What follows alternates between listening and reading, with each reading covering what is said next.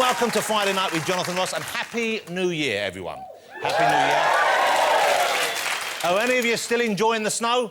Yeah! I love it, it's great. Most of the country is whiter than my autumn work diary. That's how big it is. I've left, I've only come in to warm up. That's what it is. But everywhere is frozen, nothing can move. It's like living on Anne Robinson's forehead. It's unbelievable.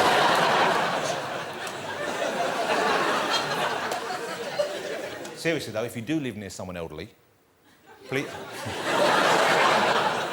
make sure you check in on them. I've been next door to see Brucey. He's fine. He hasn't taken his milk in for weeks, but I'm sure he's fine.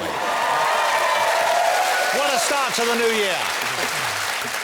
Let's have a look, ladies and gentlemen, let's have a look and see who is in the green room huddled round the fire. On the show tonight we have choreographer, judge and star of the brand new talent search So You Think You Can Dance. It's the one and only Arlene Phillips. There she is. Hello, Arlene. Lovely to see you back. Arlene, I know, you know, we'll chat when you get out, but is it true you think that most men think they can dance secretly when they're out there, they think they can bust a move? Yeah, because they think, I can walk, so I can dance. Yeah, but, you know, some of us, I mean, I know I can dance. Oh, really? I tell you why, because I'm so good at weddings and social functions. When I go there, my kids go bright red with pride. Yeah, OK. Yeah. I'm gonna check that out. Sometimes they leave, I'm so good. They're so bursting with pride. That's how they are. Arlene Phillips, ladies and gentlemen. See you in a minute. Also on the show tonight, we have one of television's finest comedy actresses. It's the one and only Catherine Tate. Hello, gorgeous. I've got to say it, between you and David Tennant, you made my Christmas. You really did. It was fantastic. For me, you was as much an essential part of Christmas as a family row and Gaviscon. You really are. But it was fantastic. We'll talk about Doctor Who when you get to Catherine Tate, ladies and gentlemen. And here we go. My next guest is one of Britain's finest actors. It's the barrel-chested, bow-bell beefcake himself, Mr. Ray Winstone. Evening, Ray. Look how smart. You look good. You've scrubbed up well in the new year. You know, Ray's a great all-round actor, but a lot of actors pretend to be tough, and Ray is, in real life, when he needs to be, he is tough. I think that's fair to say, Ray. Well, you can say that, Jonathan. Well, I know you ask my wife, she'd probably disagree with you. Well, but he's so tough, burglars deliver. That's how tough he is. That's because I'm skint. He's so hard, if he were some, he'd be long division. He's so tough, he sat through the film Up, he didn't cry once. That's how tough he is. He's so tough, he'll only live in a hard water area. If he was a cheese, he'd be Parmesan. That's how tough he is, ladies and gentlemen. Mr. Ray Winstone. Thank you. And it's the gorgeous, the talented Pixie Lott. Hello, Pixie. Pixie, lovely to have you here. You know, you're not the first Pixie we've had on the show. Really? Who else have we had? We had Louis Walsh here once. That's Pixie Lott, ladies and gentlemen. Thank you for joining us. Well, I hope you all had a great Christmas. Mine was great, and I got some fabulous presents, some lovely presents. But this was my big present. You know, your family, my wife always gets me one big present. This was it. Let me show you this. There it is. It's in a chest. It's in a treasure chest. Look at this. I don't know how much it costs, but it's worth a fortune. Let me open this up for you. Ooh, look at that.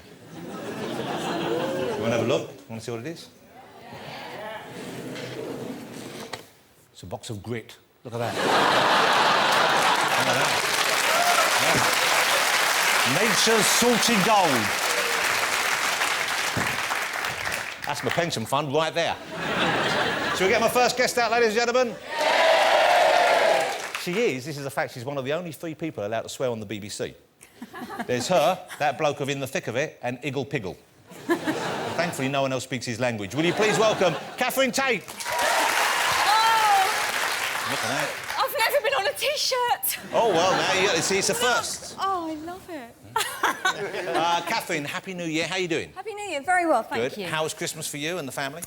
It was jolly good. Yeah. It's, I'm pleased the Christmas part of it is over and we are now into Celebrity Big Brother. Oh, no, are you watching the Celebrity Big Brother? Yes. But you see, people have written it off. They said, because this is going to be the last year they're doing it. Yeah, but that's why they've brought in Manicold Baldwin, isn't it? He does look slightly... Oh, he's mad. Odd, doesn't he? He is mad, yeah. And they've got Ivana Trump in it as well. You've got Heidi Fleiss there. Ivana Trump and her ears? Yeah. Now, what's going on there? Have you seen them, though? Look at those ears! We were looking at this picture earlier on and someone said, no, there's something wrong with that photograph. I said, no, that's No, what that they're is like. it, yeah. What's gone on there? Is it a lot of heavy diamonds? Or maybe someone's been behind pulling her. I don't know what it is. Is it a facelift went wrong? Because you're supposed to go that way, aren't they? But I quite like her. I think she's great. I thought I loved it. The sort of posh off between Stephanie Beacham and her when she walked in and Stephanie went, "Why are you here?" And she said Ivana's reason for coming in was, "Well, darling, I'm in here, so afterwards I'm going to write a book about my experience." And it's like, Ivana, there's cameras everywhere. I love the fact they sat down and immediately Stephanie Beacham started saying, well, we're all out of potatoes. We've got hardly any rice. Went through the shop, what's in the cupboard? Yes. But would you do it if they asked you? I mean, have they asked you? Have they ever asked you to do? They must have asked you to do some of those shows. Strictly Come Dancing, that's there? I'd never be able to do that. You wouldn't? I'd never be able to. But you must have done that in your training as an actress. You must have done a little bit of 1-2 kick turn. Yeah, but I was always away that day. I wasn't very keen on chassaying and all that. No, I couldn't do it. Well, you know, we have to talk about something here because the big story over Christmas, I don't know if it was in your house, but it was mine, was Doctor Who. Yeah. You know, and what a gripping finale to David Tennant's reign as Doctor Who. Did you watch as well? Because you're in it, of course, but did you watch the show go out? I'd seen it, but I'm not sure if I'd actually read the last 5 minutes of it, the last 5 pages. Deliberately, or they just didn't let everyone have it? No, I actually can't remember because it was quite a long time ago. So I did watch his regenerate. I'm so bad at Doctor Who stuff. It's not transformation, is it? No, it's not transformation. What is it? Renduration. It's regeneration. Regeneration. Renduration isn't even a word. Oh look, he's renduating. How would that? No, that's it. I'm not very clued up on the sci-fi you're one of those people. thing. You weren't actually a fan before you started appearing in it. No. How did you avoid it? Well, I just thought it was a bit rubbish when I was growing up. Because it was a bit, you know, it was a bit... When you were a kid? Yeah, it was a bit... And the thing is, when Russell started taking over... And this is Russell T Davies. Russell T Davies, he wrote it. And Christopher Eccleston, first of all, didn't he? He came back in. And I didn't watch it, and then it was on one day.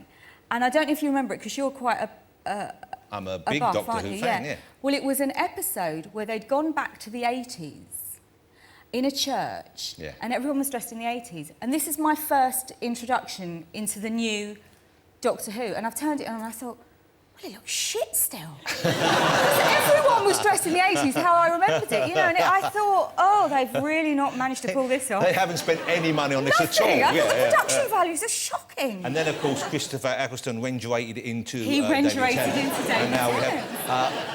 But when you watched, do you still get caught up in it, even though you're in some of the scenes? You know, do you still get caught up in the drama as it's happening? I did this time because I wasn't, you know, I was kind of dipping in and out, and there was whole parts of it that obviously I didn't understand and, you know, had never seen. So I was able to watch it as a punter, really, as I will when Matt takes over. And so you are, of course, going to be watching the new Doctor. We've got to support the new Doctor. Of course. They didn't make it easy on us, did they? I mean, I don't know how many Doctor Who fans we got in, but we were, you know, normally, you know he's going to be... everyone knew it was going to happen. Yeah. But, man, they wrung the emotions out, didn't they? Yeah, they did. Did you cry?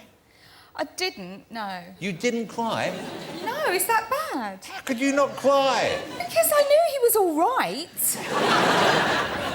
We were... Even my dogs were crying. That's how emotional we were. And he went voluntarily. Well, he kind of did, but he didn't, because at No, the end I know, at the end, no, it was when his last words were, I don't want to go. I know! I know! What'd they do and that to for? not even, you know, but that's kind of the genius of David, to not even sort of, like, wring it out. He was sort of, like... choking it back. I'm on the verge of tears right now. Just thinking about him. But and so presumably you won't be in it because that was your part of the storyline. Was there? That's me gone. Yeah. So, but there was speculation that you might be a female Doctor. There was talk about that. When they announced it last year, and they announced that Matt was taking over on New Year's Eve, and bizarrely, the tabloids had gotten onto the idea that I was going to be the new Doctor Who.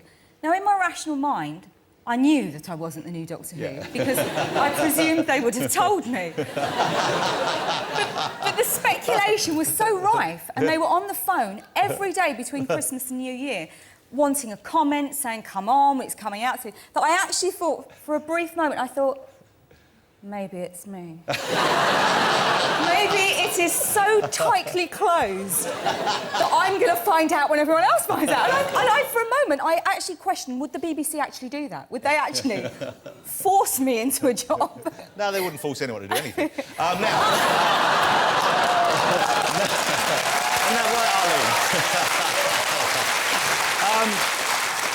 But how are the fans with you? Because, you know, I am genuinely, I'm a bigger Doctor Who fan than ever before, partly because I thought Eccleston did such a great job, Tennant did a great job, and the writing's been so good, and not just the Russell T Davies episodes, the other writers they have. I mean, so many good writers. But they must be, I know the fans are very possessive, they're very demonstrative as well. How do they react? How do they interact with you? They're lovely. Mainly it's because kids come up to you, do you know what I mean? And that's, you know, and you realise that you have to be quite mindful of what you say, because they do believe that I'm Donna Noble. Of course. And that, you know, I live in the TARDIS, and, you know, you can't say, it's not real. You have to say, I'm the Doctor's in the TARDIS, but I'm... Catherine, what's the oldest fan who's come up to you that you've had to humour in that way? We talking someone in their 20s now, in their early 30s? No, they run the full age group. The full age Men group, of my age come up and... and they send me pictures of themselves. Do they offer to show you their homemade sonic screwdrivers, that kind of thing? I've had quite a lot of people in Dalek costumes on their beds. I mean, I don't mean I've had them. I see. I mean, pictures of them have been sent to me. So they've made a costume. What, the Dalek is asleep on the bed, or...? Well, as I recall it was on the bed, and this bare-chested man was emerging from it. Oh, I see. Yes. Which is nice.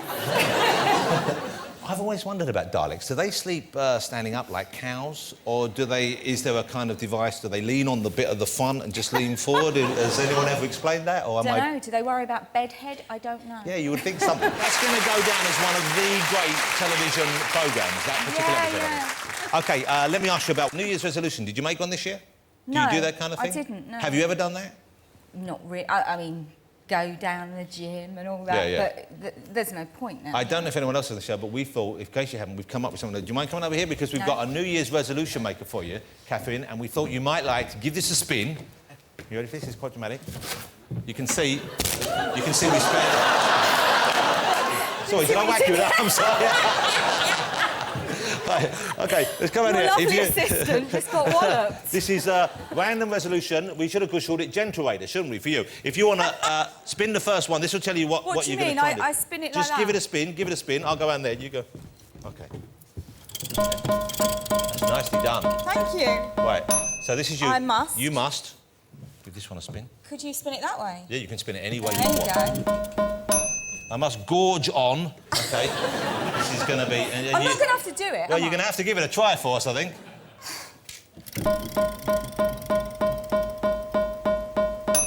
Tony Hadley. There you go. Well, that's going to be a reality show worth watching, isn't it? As Catherine Tate tries to eat her way through Spandau Ballet.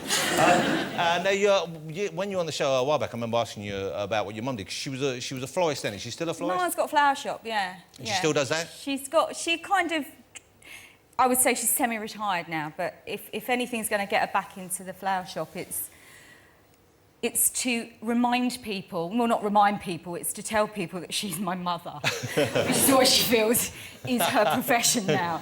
Because she's got a flower shop, and it's quite... I mean, it's terribly embarrassing if I'm there, but if I'm not, it's still really shameful. Because she's almost got, like, this shrine dedicated to me. As you walk in the shop, there's her desk, and then there's all the flowers, and then there's just lots of pictures of me. For no reason. You know what I mean? No one would know. There's no reason. So someone would have to say, why do you have all these pictures? Well, someone would have to say, but if they don't, my mum will somehow find a way of bringing it into conversation. Even if what they're saying is, could I send some flowers to Ipswich, please? And my mum will literally say, Ipswich, yes. Oh, Ipswich, yes, you'd get the train from Liverpool Street to Ipswich, wouldn't you? Yes, Liverpool Street on the Central Line. I go on the Central Line a lot because that's where we get off to go to Wood Lane for the BBC TV Centre. Go and see the Catherine Tate show being recorded because I'm her mother.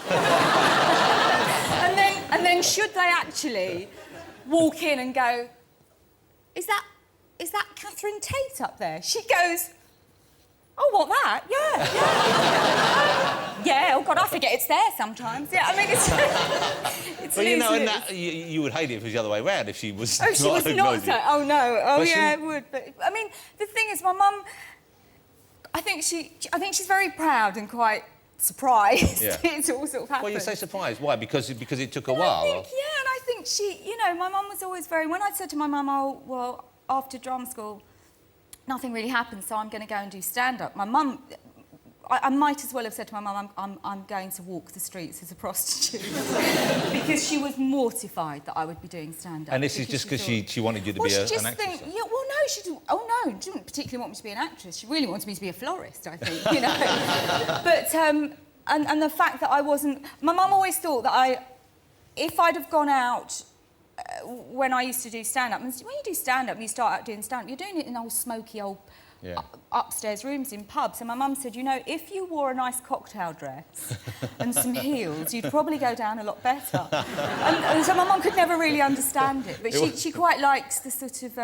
like, I hate anything being written about me in the paper. I think it's awful, and I'd never read it or look at it or anything. My mum loves it. She loves it. Because when I first started out, there was... I did a play in the West End with David Schwimmer. Right. And when you first start out, you don't realise that what they write in the papers, as we know, isn't necessarily the way you see the world. It's no. not necessarily representative. And they'd done this story that I really didn't like David Schwimmer, which was not true in any way. I remember that reading at the time, thinking that's an odd thing for you to come out and say. Exactly, and what I'd actually said was that I was so unbelievably excited and in awe of David Schwimmer when I started working with him that on the first day of rehearsals, I really found it quite difficult to look him in the eye because I was so sort of, you know, amazed. Yeah. And that translated as the headline, I can barely look him in the eye. And I was absolutely mortified. And my mum was out of London at the time. And I remember ringing her up and I went, because I thought it was terrible to be in the papers, you know. And I said, Mum, I'm on the front page of the newspapers. There's this story come out about me and David Schwimmer. And my mum went, oh, lovely. Finally, before you go, I need to ask how Twinkle is doing, because Catherine has a beautiful dog in her life, ladies and gentlemen, that was produced by two of my animals who got jiggy on the couch one day, and 4 puppies came out, and you have Twinkle the dog, I have of course. Twinkle. Do you dress Twinkle up? Have you... I do dress... Good. I do dress Twinkle, I'm sorry.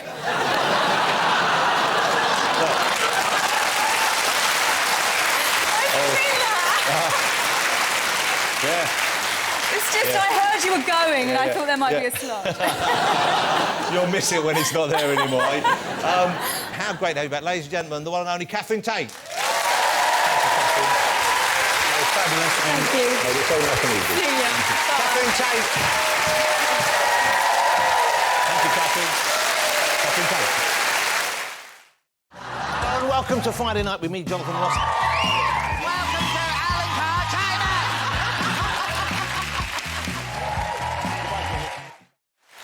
Apparently, this is true. People in this country received £1.7 billion worth of unwanted Christmas gifts. Can you believe that? That's a lot of unwanted tat, isn't it?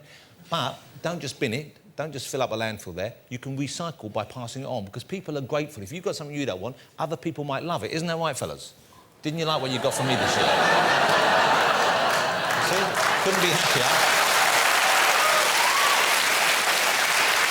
And, you know, obviously, you know, I couldn't give any of my gifts on to the ladies, but Ray, did you get the present I left you in the room, the late Christmas gift? Yeah, I did. Thank you very much, Jonathan. There you go, you see? You see? Oh, Ray, will you just indulge me? Why are you wearing those? Will you say, who's the daddy? Just this once. Yeah. Who's the daddy now? Oh, that's perfect. Shall we get my next guest out, ladies and gentlemen? Ladies and gentlemen, please welcome Arlene Phillips.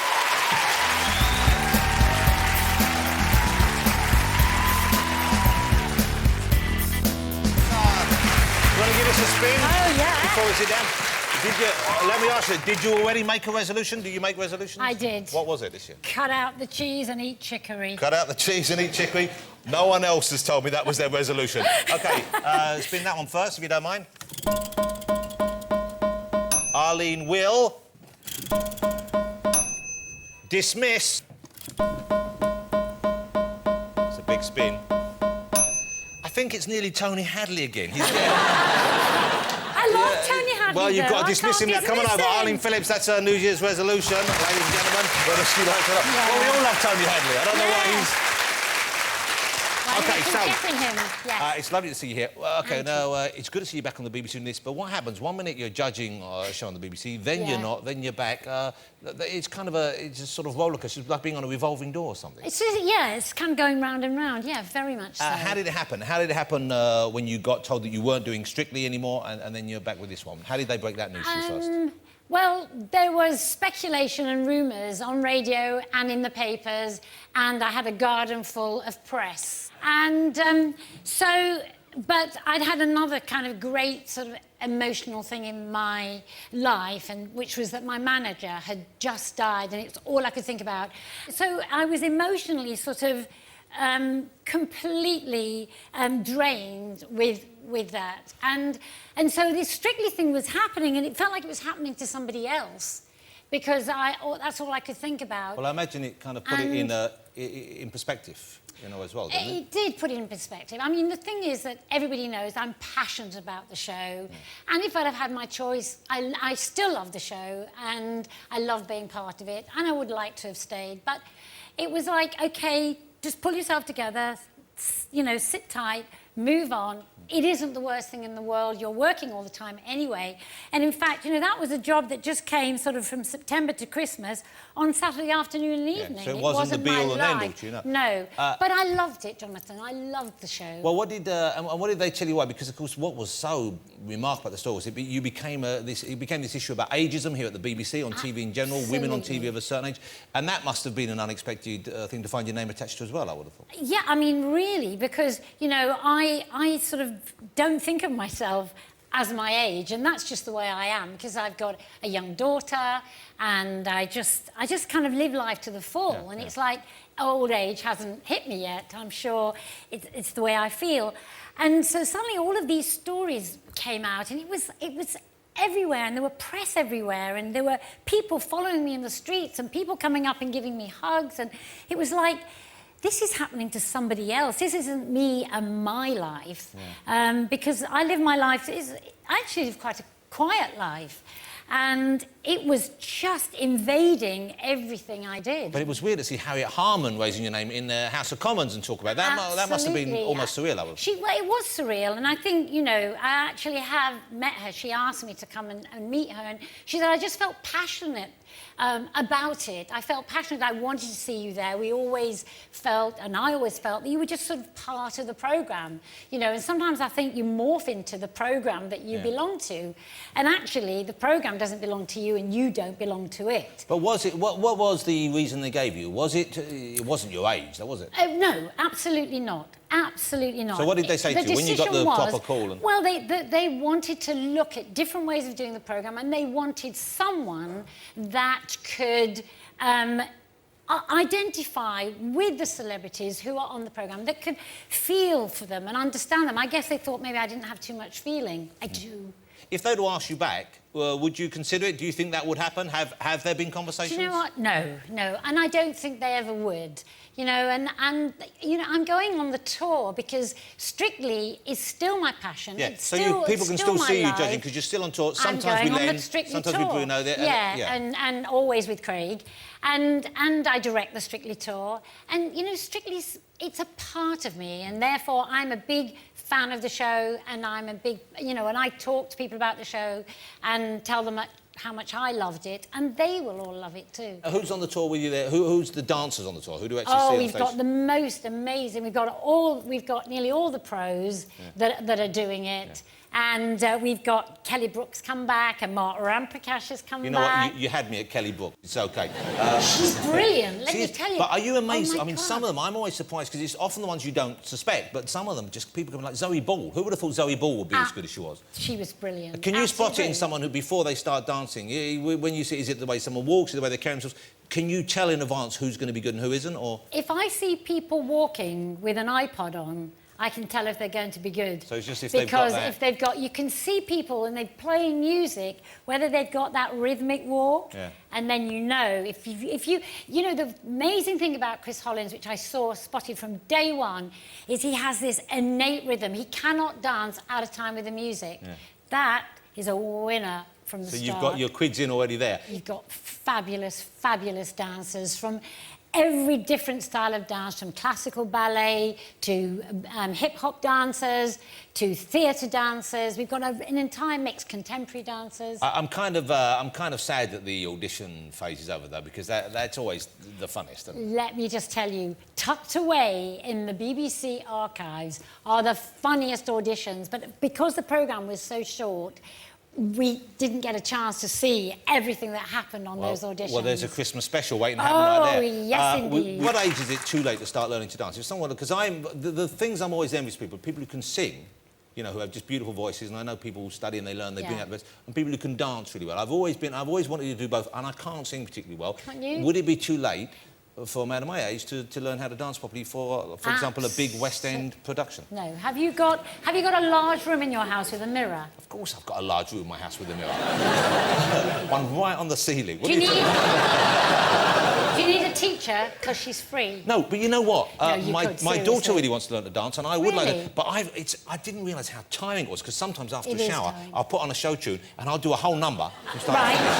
And A, it never looks quite right. I don't know why that is, but also it's bloody exhausting. It is, but it's so good for you, mentally and physically. Okay, and so people could. You wouldn't discourage people. I don't discourage anybody. You know, when I used to teach, my classes were all ages.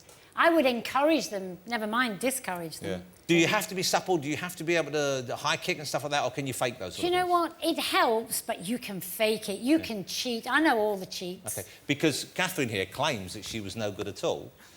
She said that she used to sort of skive off of that. You could teach Catherine even? I could teach anyone Catherine, come to back dance. on out here. I'm very good. I've taught a lot of people to dance. I got Elton John moving. Well, you I've got taught Freddie Boy Mercury as well, George, didn't you? Freddie Mercury. And he was a very good dancer on stage as well. He's brilliant. What about Ray? Absolutely Could you brilliant. teach Ray a move or two? Yeah, I'd like to teach Ray a move or two. Ray, do you...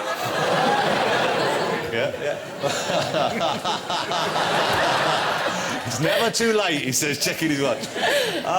Let me ask you about choreographing outside of Strictly Come Dancing. The first time I'd heard your name, and this was the first time I think I'd ever been aware of a choreographer, was, of course, Hot Gossip. Yes. It was a big deal, and who knew that it would be such a cause at the time? It was sort of outrageous, wasn't it? Absolutely outrageous. And yet, if you look back, it is still quite outrageous. Well, I mean, the thing was, it went on at 6:15 in the evening. There were girls in stockings and suspenders and black plastic and camera shots that went straight up inside their inner thighs. And it was at 6:15. So, and that was 25 years ago. And did you push it as far as you could? Did you make it as sexy as you could, or was it just right for the music? Originally, I was so used to turning on all of these Saturday night shows, and every dancer seemed to have a fixed grin. And I thought, that's not happening. That's not the way I dance when I'm clubbing. That's not the way I'm dancing when I'm teaching. And so the moves that I was doing, I felt it was deep and honest and of the time. Yeah, and it really helped put Kenny Everett on the map, even though he was absolutely. Anyway. Well, he called us the naughty bits because Mary Whitehouse, who was then the protector of the public morals, was outraged, and that immediately made the front of every newspaper. Here we go again. It kind of helped, though, didn't it? Yeah. And do you like to dance yourself? If you go out, because I imagine if I was out somewhere socially and I saw you and there was music played, I know you were dancing, I would probably want to watch you. I would want to see how good you are, what you're doing. So it would be kind of a little unfair, perhaps. I never dance socially because everybody expects you to do double pirouette. They expect you to really dance. Go out and do a actually, all you want to do is get up and do the same as everybody else. And so I never dance socially, but get me into a rehearsal room and I've got my trainers on and my tights. And you wear leg warmers and all that kind of thing? I indeed do wear leg warmers. I bought myself some leg warmers for Christmas. Did you? What colour? I bought 3 different colours. Oh. And I went to see Sweet Charity the show in Yeah, town. yeah. And I wore my leg warmers over my shoes in the hope that someone would think I was a dancer. Oh, right. Did you turn your feet out? Did you walk like a duck? I can't help but walk like a duck, but that's because of other things which are a blessing and a curse. But I'm sitting watching this thing, and I'm sitting watching this thing, and the terrible thing is, my daughter with me, and she's 12, and she's adorable, but she had to hold me because she knew when they were doing big number that I kind of wanted to get up. That's the So she was holding you down? Well, sort of. Yes, she was. Well, no, holding me back is the way I like to look at it. Have you ever had that? Has anyone ever just tried to join in when you've been doing a musical like Starlight Express, one of those things? Anyone sort of stormed the stage? Oh, often. And when I did Saturday Night Fever, everybody got up and joined in the routines at the end when that was on at the Palladium with Adam Garcia. Arlene, it's lovely to have you back, and it's lovely to see you here. Thank you for joining us on the show. Ladies and gentlemen, the lovely Arlene Phillips. Thank you. Thank you so much. Thank you. Arlene Phillips, ladies and gentlemen. Shall we get my final guest out, ladies and gentlemen? I think we should. I'm sick of being the only Cockney hard man round here. Will you please welcome Mr. Ray Winstone? How nice to see a three-piece suit out. Well, it just keeps the stomach in. Yeah, a little bit of a corset. OK, do you make a resolution, Ray? Have you made one? No. You haven't? No. OK, all right, well, let's see if this one grabs your fancy. Here you go, there's the first one. I think someone's left their dress down here. Yeah. Ain't one of yours, is it? All right. Nicely done, sir. This one first. That one first, that's the bit we'll tell you what you're going to try I think and I'm do. on an item to nothing here, John. You will, Ray will. I will. Touch, Ray will touch. I'm liking the sound of this. Good luck, Ray. That's a big spin. Tony Hadley! It must have been... It's fate. Oh. Tony Hadley's sitting home. He's made up, hasn't he? Can't believe it. I bet his bottle's really gone, hasn't it? Well, Happy New Year. You and, too. What do you get for Christmas? What kind of things do you get from the family for The Christmas? usual Ray? things, socks, underpants and that, and I've got a couple of nice jumpers, actually. Really? Yeah, which...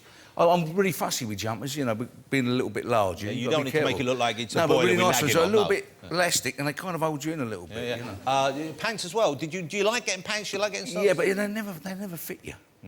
It's so, I like the Calvin Kleins, you know, the baggy ones with the cotton, you know, not too tight. Do you? Yeah, I do. I like them, you know. Oh, we're straight in on this conversation, No, aren't no, we? we don't have an undercarriage, do we? But who buys that for you? Is that your missus? Who Yeah, buys it? usually, yeah, Elaine does, and then, you know, mother-in-law usually does as well, yeah. And do they both get the size right, or just someone... No, mother-in-law always gets the size wrong. Which size do you go for? I think it's punishment. And you have to wear them, you know. Well, she goes too small or too large? Too small. Every time. But that's her being nice, probably. She's saying, I don't want to get XXL, I'll go medium. That's Yeah, what she's doing.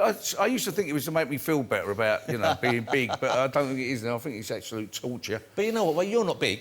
I mean, you're big, but you're not big. You're not a big fatty. You know, No, I you're have to kinda... keep an eye on it. Yeah. I mean, every now and then I stop drinking, like I'd done 3 months before Christmas. Wow, that's good. And then Christmas comes along and spoils it all, and then you have to start again, you know, so... That's why I don't make any New Year's resolutions, really. Because you know... February, I'm going to start looking after myself again. You know, I've got a little girl now. She's 8, and I've got my other 2, and I'm getting older. Because you had Ellie is your youngest, yeah, right? my youngest baby, Okay. yeah. Are all 3 of them still at home with you, or the other 2 moved out? Well, no, the 2 of them is the oldest one and the little one, and Jamie's living with her boyfriend. She's got her boyfriend? Yeah, OK. yeah. So the oldest one, how old is she, who's with you? She's 27, yeah. Wow, 27? Yeah. But you're all in the same house? She's not got a separate... No, she's got a separate part of it, yeah. Because otherwise, when mine's out, mine's 18, and when my eldest one... No, you can't have them in the same house. Oh, it drives you crazy. Oh, absolutely. I mean, it's better than, like, I love Sunday dinner times. Yeah, I've told you this before, but, you know, Sunday dinner's a big thing in our house, you know, and all the girls come. I've got no chance whatsoever. But, and also, if they're coming late at night, you know, you've got to leave the latch off and you hear them coming in at 4 or 5 in the Or you morning. get the phone call, you know, Dad, I need to get a cab from Epping. Yeah. You know, it's 1 o'clock in the morning. Who are you talking about? I want to kill them. You know, but They'll be sleeping. Do you party with your kids? The elder 2, if they're going out, do you go out with them, or do you keep that part of your life separate from theirs? Like New Year's Eve, we was out. Jamie was away on holiday, but Lois was out with us, and the little one was out with us. We went out with a load of mates and family, and to a great restaurant down in Chipping-Onga, you know, called Smith's. It was blinding. We had a really good night there. That was all family and friends and that, you know. But I remember once taking my 2 girls out one Christmas, just to have dinner with them, you know, lunch with Dad, you know, before Christmas. And it was in the Ivy. I had never been to the Ivy before, and we came out of there, and I think He's always paparazzi everywhere and about, you know. Paparazzi? Yeah. Is he a singer? They're funny people anyway. But I think they thought I had two birds with me and they smudged me up coming out, you know. So, and then they find out it's your daughter, so it was very disappointing. And but you know, that's what's lovely, the fact that, because obviously, you know, kids growing up, it's a tough thing, and then especially young girls, they're growing up and dad's got to be strict, but at the same time, you've got to let them go out and be themselves. Yeah. But you're still close with all. I mean, everything's... Yeah, you have your moments, you know, you do, and they're pretty strong girls, you know. Yeah, strong-willed. They've got their own minds, you know, and I'm pleased about it, I'm proud of them for that, you know, and it's great when your kids are not frightened of you. Yeah. I'm very disappointed about that, because I love them, but they're not, you know, they've got their own mind, and, you know, I can only tell them so much, and they either listen or they don't listen, and I think if you interfere too much, then you're going to lose them, you know. Yeah, you can't, you've got to pick your battles. Yeah, and you never win them anyway. Now, you've got two new movies. One's out right now. Well, it comes out Friday, Friday today, yeah. When you were on the show last time, you were talking about a new movie, 44-inch Chest. Yeah. It's like a who's who of British actors of a certain generation, many of whom you've worked before, of course. John Hurt, Ian McShane. Yeah. There's the younger guy, I'm not so Stephen familiar Delane, yeah. Do you know, I worked with him on King Arthur, and when I was working with him on 44-inch Chest, he said, we worked together before. I said, no, we didn't. I didn't remember, because he was done up as Merlin, he was done up as the Wizard, and he changes his persona every job he kind of does, you know, and it took me about 2 weeks to realise that I had worked with him before. He's such a chameleon in the way he goes to work. Fine actor. But it's can I just say, the performance from you in this film, I think, is stunning. I mean, it's a very different kind of movie. It's the same sort of people behind some of the writers and some of the production people involved with Sexy Beast. Same writers, yeah, completely. Okay, yeah. But one interesting role. Tell us about the part you play, because it's a different kind of character, isn't he? Yeah, I guess so. It's about a man who overloves. He loves his wife so much. Loves her to bits, you know, where... and actually drives her away, and in the end she comes to him, and this is the beginning of the film, and tells him that she's met someone else, a French waiter. A French waiter. Oh, I know. Not just a waiter, a Frenchman. No, well, that's... Absolutely would destroy any man. I can understand. But, and so his mates come around, which is the John... It kind of reminds me of this film, although it's shot today, it's about now, but...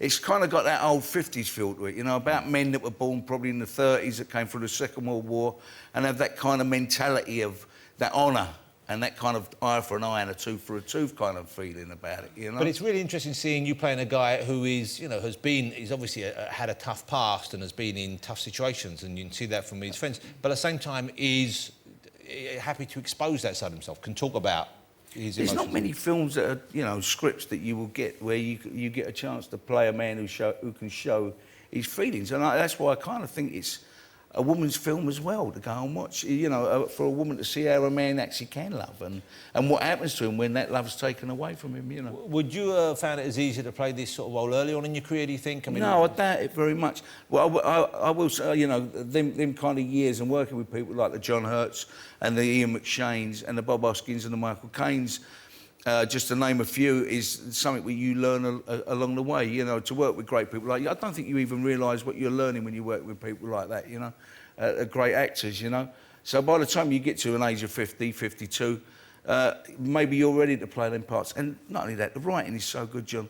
And I don't mean to take anything away from the way you perform or the way anyone else performs, but with writing such as this, that you ain't really got to do too much, you know. You got to say the lines. But there's some performances. I mean, Ian McShane, he just gets better and better and better, doesn't he? He's very good at being gay as well, which, you know, in Sexy Beast on screen or just? No, I'm telling you, he's beginning. You know, I know he's a bit of a chap. He's been a chap in his time, but he plays Meredith very, very well, very convincingly, and it's a bit scary. But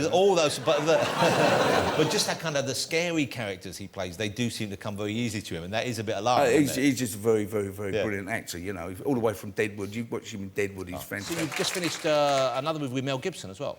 Yeah, I finished it just before last Christmas. Right. A film called Edge of Darkness, which was a series. It was a years ago. TV series. What a fantastic series. Yeah, same director as well. Funny enough, Martin Campbell. Yeah.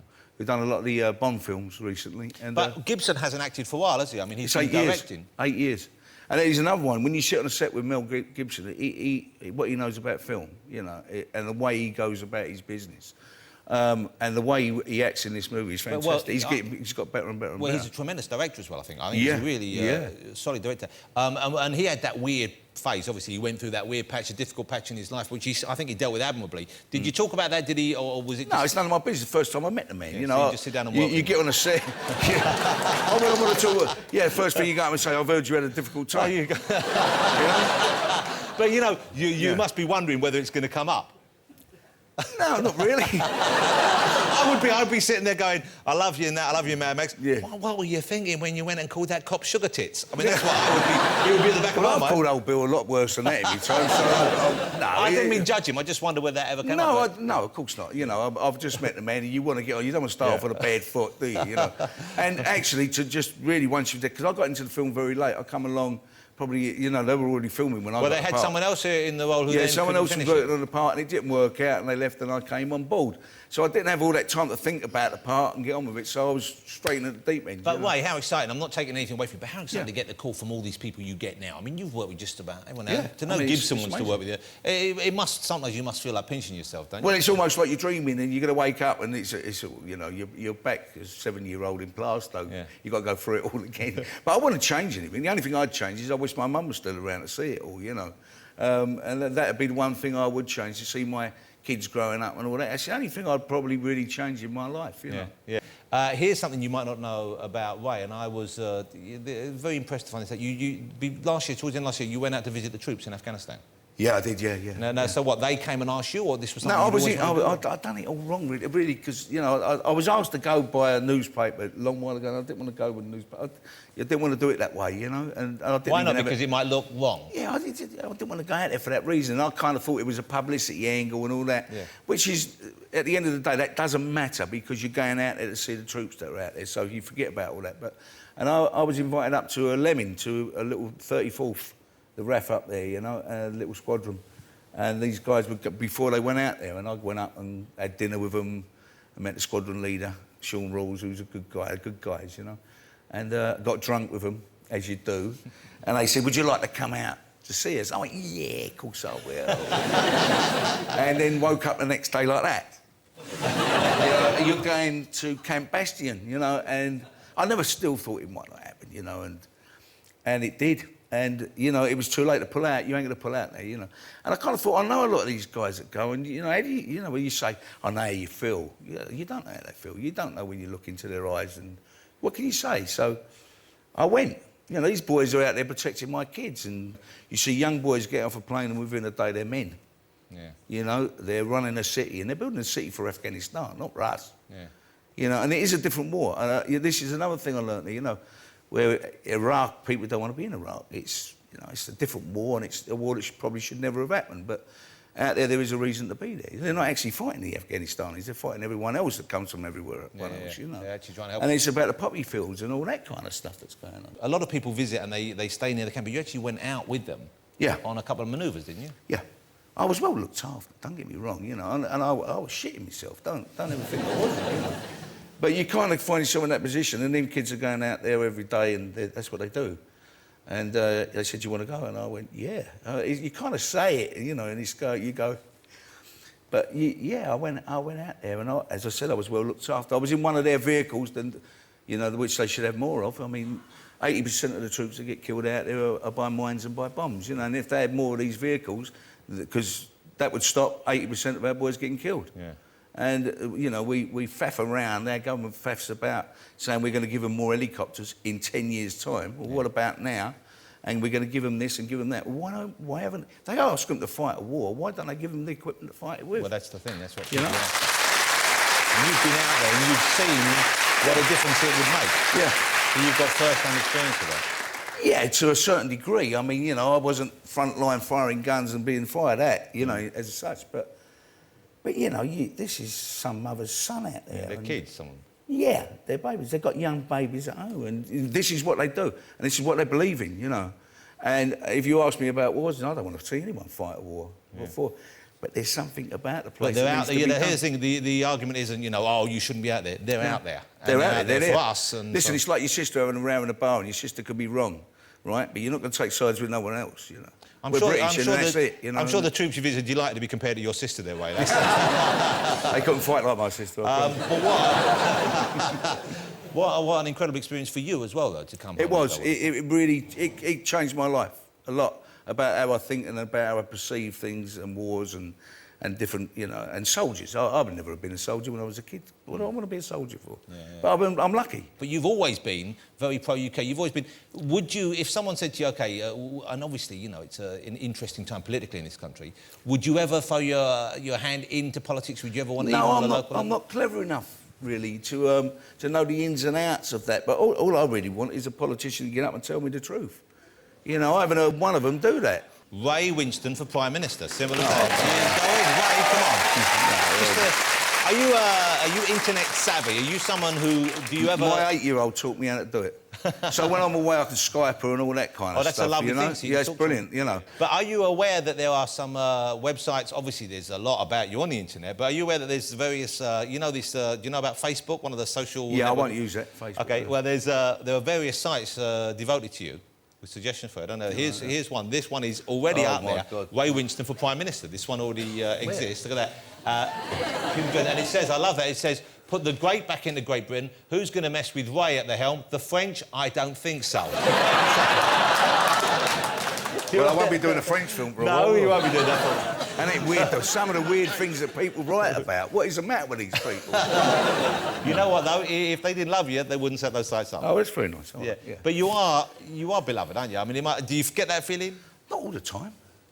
I don't think so all the time. But, you know, people only see you when you're on a chat show or on a film, really, you know.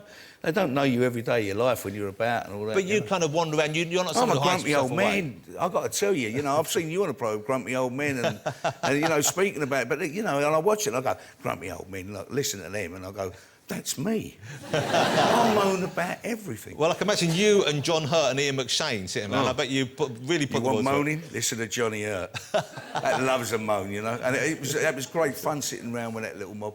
Not even talking about acting or films or anything, just talking and conversing and telling stories, you know. Yeah, I've got some great ones from McShane, yeah. Yeah, but you know, I mean, and those guys, they've been there, they've done it, they've seen it all. Done it and been there, yeah, and you know, top of their tree, man, what they do. Ray, you know, I love having you on the show, and I thank you for coming I've always back enjoyed on it, this John. first one. My flies were undone last time. I remember my trousers were broken. And you noticed. Well, that's why I set that website up. Don't be afraid. Mr. Ray Winstone, ladies and gentlemen. Thank you. Are you going to stay for the music? Yeah. Stay for the music. Ray Winstone. Thank you. Thank you, Ray. Let me again say thanks to all my guests tonight. Ray Winstone, Catherine Tate, and of course Arlene Phillips. All wonderful guests. So thank you for being here. Hello and welcome to Friday Night with me, Jonathan Ross. Welcome to Alan Carr, China.